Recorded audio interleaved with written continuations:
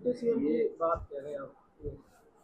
देखिए, मैंने अपने कार्यकर्ताओं के अंदर आज बैठक यहाँ पर बुलाई थी और मुख्य रूप से आप सभी जानते हैं कि विधानसभा के चुनावों की तारीख आ गई है 1 अक्टूबर की। उसी के मद्देनज़र आज हम लोगों ने कार्यकर्ता बैठक रखी थी और सभी के बीच में जो हम लोगों ने पिछले 5 साल के अंदर काम किया, उसका कहीं न कहीं हमने रिपोर्ट कार्ड देने का काम किया रेवाड़ी की जनता को। और आने वाले समय के अंदर हमारा विज़न क्या होगा, क्या हम लोगों के लिए काम करेंगे और उसके साथ-साथ इनकी जो कमियां रही है पिछले 10 सालों में, आज आप देखेंगे बेरोजगारी अपने चरम के ऊपर है, महंगाई आज किस कदर बढ़ती जा रही है, भारी भ्रष्टाचार नगर परिषद में भी है, पूरे शहर में आप कहीं भी चले जाएंगे आपको भ्रष्टाचार का बोलबाला दिखेगा। बेरोजगारी आप देखते हैं, हर वर्ष डाटा आता है सीएमआई का, उसमें बेरोजगारी में हरियाणा सबसे ऊपर आता है। आज गंदगी के ढेर हैं, बेसहारा पशु आपको पूरे शहर में नजर आते हैं। तो उन सब चीज़ों की बातें हमने लोगों के बीच में रखी है और सबसे हमने आग्रह ये किया है कि हम सब लोग मिलके एक बार फिर लोगों के बीच में जाएं और हमारे जो काम है लोगों तक बताएं और कांग्रेस पार्टी का जो हमारे काम है उनके बारे में, उनकी नीतियों के बारे में लोगों में प्रचार करें। 1,20,000 कर्मचारियों की जो कैंची की है, क्या कहेंगे इसके बारे में? ये इन्होंने पक्का करने की बात, ये चुनाव आयोग पर डाल दिया इन्होंने। देखिए, बड़े ही ये अजीब है कि मुख्यमंत्री जी लगातार 2 दिन ये कहते रहे कि समय पे चुनाव होंगे, समय पे चुनाव होंगे, और इनका जो हाई कमांड है उसने इस चुनाव को जल्दी करवा दिया। क्योंकि जहां तक हमारी जानकारी है, बीजेपी के हाई कमांड को ये पता चल गया था कि दिनों दिन इनका जो ग्राफ है वो गिरता जा रहा है और इसी कारण से उन्होंने जल्द चुनाव कराए। और ये जितने भी ये घोषणाएं कर रहे थे, ये केवल मात्र चुनावी घोषणाएं थी और इसकी जानकारी मुझे लगता है कहीं ना कहीं इनके हाईकमांड को भी होगी थी कि ये जो इनकी बात है उनको लोग अब समझ चुके हैं और आने वाले समय में सीएम को भी जानकारी थी। 120 साजिश के तहत 1,20,000 कर्मचारियों का सिस्टम उठाया। अब इस बात का जवाब तो वो ज्यादा बेहतर दे पाएंगे कि क्यों उन्होंने लोगों को लुभाने के लिए इस तरह के वादे किए। मसानी बराज का तो आपने हमेशा देखा है कि मैंने पिछले दिनों में भी उसके लिए आवाज उठाई थी, सदन में भी हम लोगों ने आवाज उठाई कि किस तरह से वहाँ केमिकल का जो पानी है वो वहाँ लगातार डाला जा रहा है, जिससे जल स्तर भी खराब हो रहा है। लोगों को कितने सारे जीव जंतु हैं, हमारी मछलियां हैं जो मर रही हैं।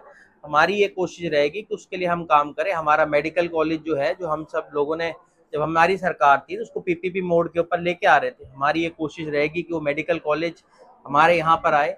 और भी बहुत सारे हमारे काम हैं जो हम चाहते हैं इस इलाके के लिए हम लोग करें। विधायक जी, तो शहर की जो समस्याएं हैं, जल भराव की है, ट्रैफिक की है, अवैध कब्जे की है या अतिक्रमण की है, तो ये समस्याओं का समाधान कहाँ तक मानते हैं सरकार, कहाँ तक पूरी कर पाई है? पूरी तरह से विफल रही है सरकार। आप कहीं भी चले जाइए पूरे शहर के अंदर आपको हर जगह बेसहारा पशु नजर आएंगे। ये सरकार वही है और यहाँ का जिला प्रशासन है जो इस लोगों ने इश्तिहार दिए थे अखबारों में कि रेवाड़ी शहर बेसहारा पशु मुक्त है। आप देख लीजिए क्या हालात हैं। अभी हम देख रहे थे, अभी पिछले दिनों में 15 अगस्त को इन्होंने सम्मानित किया हमारे नगर परिषद के लोगों को सफाई के लिए। अब शहर के लोग हंस रहे हैं इस बात को लेकर कि शहर में इतनी गंदगी है, पूरे शहर में गंदगी के ढेर हैं। आप कहीं चले जाइए आपको गंदगी के ढेर मिलेंगे और उसके बावजूद भी इनको सम्मानित किया जा रहा है। ये दर्शाता है कि या तो इनको दिख नहीं रहा है शहर की जो दिक्कतें हैं, वो इन्होंने अपनी आंख मूंद रखी है। 9 तारीख को पर्चा दाखिल कर रहे हैं, तो कार्यकर्ताओं को क्या कुछ संदेश देंगे? देखिए, मेरा ये मानना है कि हमारी कोशिश ये रहेगी कि हम लोगों के बीच में जाएं, अपना प्रचार करें, जो हमने काम किया है पिछले 5 सालों के अंदर उसके बारे में लोगों को जानकारी दें। उसके अलावा जो इनकी खामियां रही हैं, जो इन्होंने लोगों के लिए काम नहीं किए पिछले 10 सालों में, उनके लिए हम प्रचार करेंगे। और केवल मैं नहीं या कैप्टन अजय यादव नहीं, मैं कह रहा हूँ हमारा हर कार्यकर्ता और आम लोग भी जो हैं वो इस सरकार से त्रस्त हो चुके हैं, वो बाहर निकल रहे हैं और लोगों के बीच में जाकर ये मन लोगों ने बना लिया है कि भी अब की बार हम बदलाव करेंगे। आपने खुद को डिप्टी सीएम घोषित कर दिया और टिकट भी पहले घोषणा कर दी। मैं बताता हूँ। मैंने ये कहा कि अगर यहाँ की जनता मुझे चुनती है तो मैंने उस बात को कहा, और मैं ये कहता हूँ महत्वाकांक्षा तो हर व्यक्ति की होती है। आपकी भी महत्वाकांक्षा होती है कि मैं अपने चैनल को और आगे लेके जाऊं, तो मेरी भी महत्वाकांक्षा है कि भाई हम लोगों के लिए काम करें। और ये लड़ाई मेरे लिए अपने लिए नहीं है, ये लड़ाई जो है ये रेवाड़ी के लिए और दक्षिण हरियाणा की लड़ाई है। तो कहीं लगता है कि एक बार फिर से चौधर, कहीं ना कहीं जो चौधर की लड़ाई थी वो दक्षिण हरियाणा में दोबारा से आ सकती है। दक्षिण हरियाणा के अंदर जब हमारी सरकार रही थी तब आपने देखा था कि कितने मंत्री यहाँ थे। कैप्टन अजय यादव जी यहाँ मंत्री थे, राव नरेंद्र जी यहाँ मंत्री थे, राव दान सिंह जी यहाँ मंत्री थे, और भी हमारे लोग थे, सुखबीर कटारिया जी भी उस वक्त मंत्री थे। तो आपने देखा होगा इस इलाके के अंदर कितने लोग थे जो मंत्री थे। आज यहाँ पर कौन मंत्री है? और आपने देखा होगा यहाँ इनके अपने मंत्री जो पिछली बार मंत्री थे राव नरबीर जी, वो तो खुद इनके ऊपर इतने गंभीर आरोप लगा रहे हैं। कांग्रेस में शामिल हो रहा है क्या? कुछ बातचीत चल रही है क्या? अब इस बात का फैसला तो उनको करना है कि उनकी पार्टी क्या करती है या उनका क्या निर्णय है, पर आप लगातार देख ही रहे हैं कि लोग कांग्रेस पार्टी में आ रहे हैं। कल ही आप लोगों ने देखा होगा जननायक जनता पार्टी के 4 लोगों ने जो विधायक हैं इस्तीफा देकर अलग अलग पार्टियों में जा रहे हैं। ये दर्शा रहा है कि कांग्रेस पार्टी की तरफ लोगों का जो मन है जो बढ़ता जा रहा है।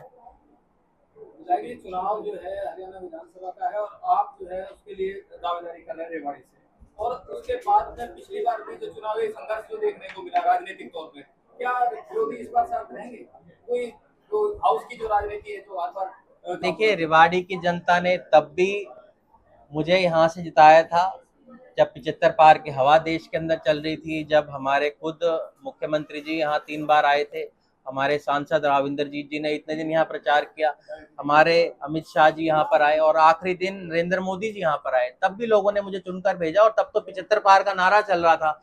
और अब की बार कहीं ना कहीं इनके विपरीत हवा चल रही है। आज पूरे हरियाणा के अंदर एक बात है कि कांग्रेस पार्टी का 75 पार का नारा चल रहा है। तो मुझे लगता है कि अब की बार हमारा जो चुनाव है मजबूती के साथ लड़ेंगे और उसको जीतने का काम करेंगे। सतीश यादव जी पहले तो अपनी पार्टी के अंदर वो लड़ाई लें टिकट के लिए, उनका लगता है मुझे अपनी पार्टी में उनका 5वां 6ठा नंबर है, वो क्या किसी को तीसरे पे भेजेंगे?